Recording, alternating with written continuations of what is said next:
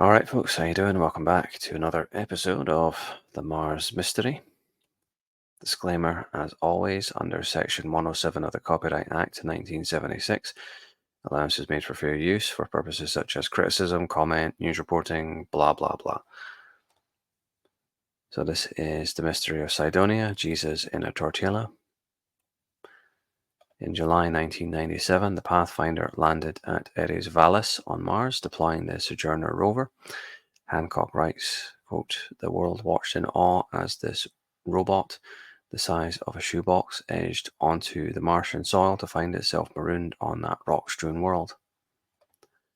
Mars observer, please phone home." So Pathfinder was a success which came as a relief to NASA following the Challenger disaster in 1987 and the loss of the Mars Observer probe in 1993. The Observer missions were launched in 1992 with the goal of remapping the Martian surface, but at a higher resolution than the previous orbiters. The Observer failed just before going into orbit as communications went down just 3 days out from the red planet.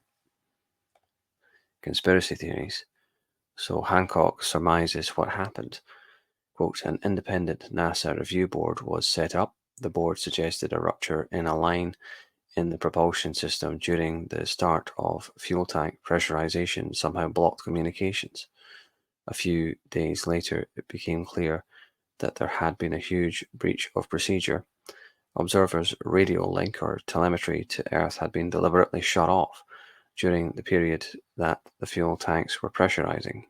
He continues, quote, "Having been cut off, its telemetry could not be re-established. Some NASA analysts were convinced from the beginning that there may be more to it than that." I would say that was something of an understatement.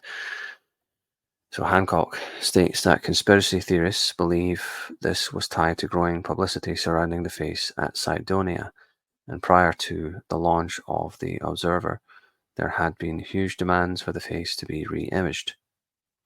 Hancock speculates that the orbiter may have reached Mars earlier than the public were told, and perhaps it did find something at Cydonia that they were attempting to cover up.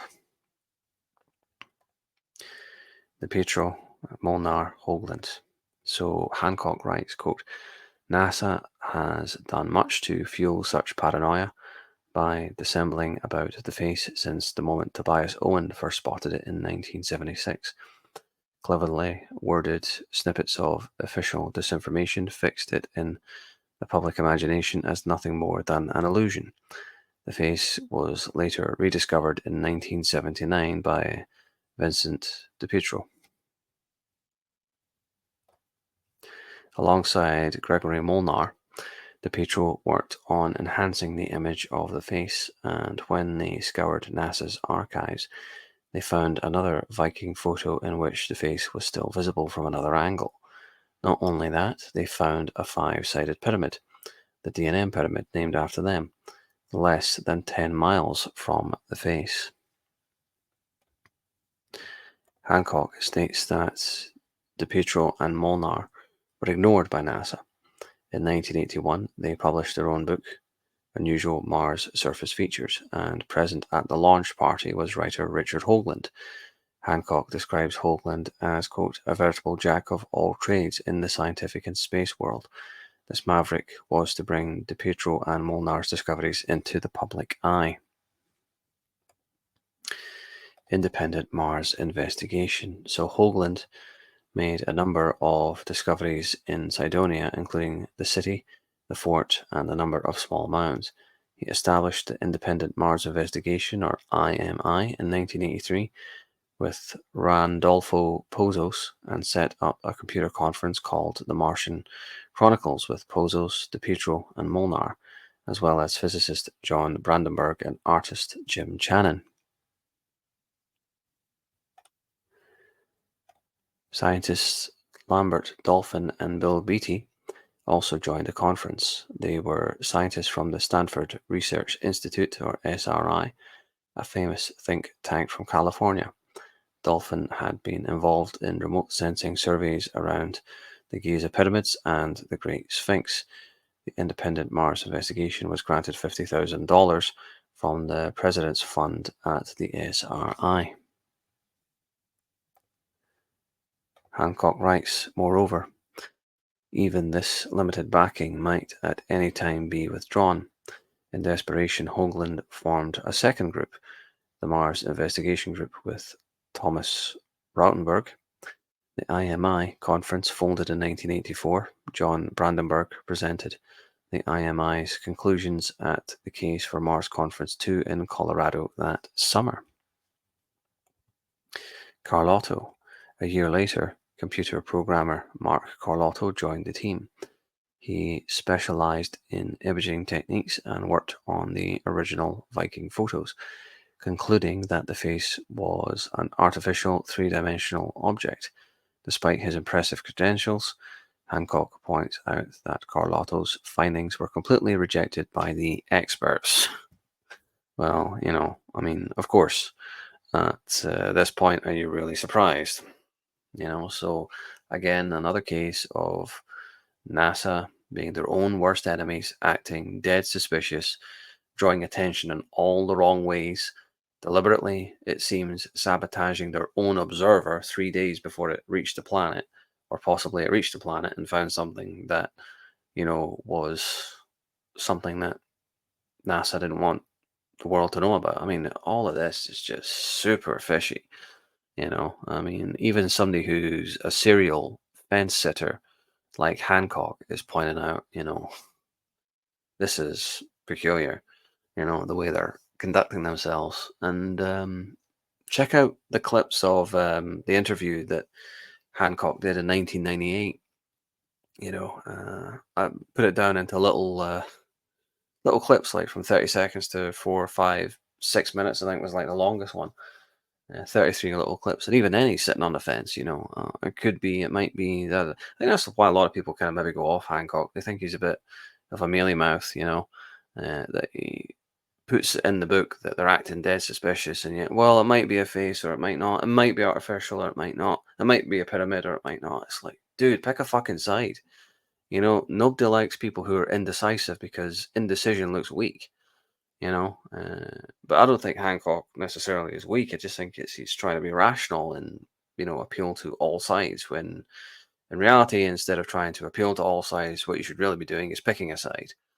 And I think people look at Hancock with some suspicion because of his kind of refusal to kind of commit, even though it's clear as fucking daylight when you look at what he's actually written in the Mars Mystery, that NASA are being super shady, but he's always like, well, it might or it might not, or we could, and you'll see this kind of mealy mouth nature. I think that's why people kind of, quite frankly, view Hancock as a bit of a weasel.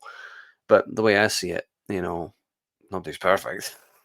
We all have our flaws. Hey, at least he had the balls to actually go there and criticize NASA and put his findings in the book. And you might look at, like I said, you might go through the clips from the interview. That's again his words, not mine. Look at the clips from the 33 clips I put up on my channel from the 1998 interview. You'll see him being all mealy mouthed and being going back and forth. Oh, it might be. Listen, eliminate this fucking word "might" from your vocabulary. 2 words eliminate from your vocabulary: sorry and might. Get rid of them.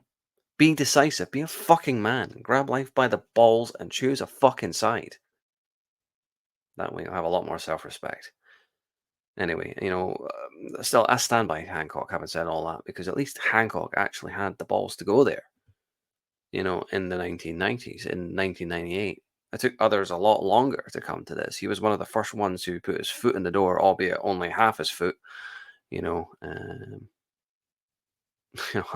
I remember I said once to someone, I'm not going to say who, but I remember I said to someone, you can only sit on the fence if you don't have any balls. That's the only way you can remain on the fence, if you have no balls. No, pick a fucking side. Stop apologizing. Stop saying maybe. Stop saying might. And, grab life by the nuts and fucking choose a side and stick with it. You know what's right and wrong. Stop apologizing. Fucking stop saying Sorry. Fucking stop saying maybe. Pick a fucking side and stick to it. That's how people will follow you. Nobody follows a man who says, I'm sorry, or maybe, or it might, or no. People follow the man who says, this is what I'm doing, this is my cause, and I'm fucking sticking to it, damn it. So grab your balls and be a man. Anyway, I've ranted long enough. I'm kind of all over the place now, so I'm sorry. Uh, Damn it, even I say it. Yeah, even I sometimes say I'm sorry. Listen, fucking eliminate that word from your lexicon. I mean, I still apologize for things sometimes, it's a natural inclination, but it is what it is. Anyway, I'm yammering at this point, so I'm going to shut up and go back to bed because it's 5 o'clock in the morning and I'm not due up until about 7. So I'm going to go get some sleep. And as always, leave your thoughts and comments below. Take care.